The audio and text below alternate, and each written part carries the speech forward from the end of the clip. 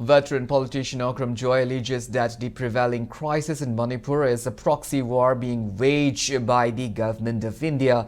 Speaking to media at his Kagwa residence today in the presence of Kesamthong former MLA L. Kumar, Nariapakhang Lakpa former MLA R.K. Anand and representatives of 6 different organizations, Okram stated that after 7 years devastation, Manipur has once again witnessed nearly 3 years of unrest, which he claimed is being driven by the BJP-led government at the centre.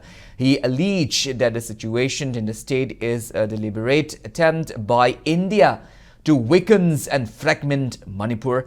Referring to the historical context, Joy said Manipur, which once included the Kabo Valley, is now facing threat from cross-border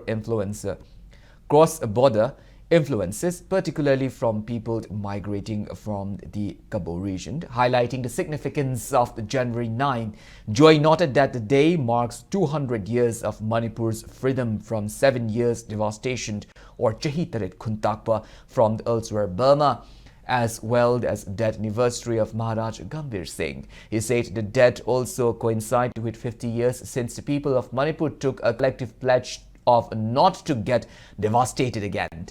He announced that 6 organizations will jointly observe January 9 as a day of remembrance and resistance, and appeal to all communities, civil society organizations and political groups to participate in the observance to safeguard the future of Manipur.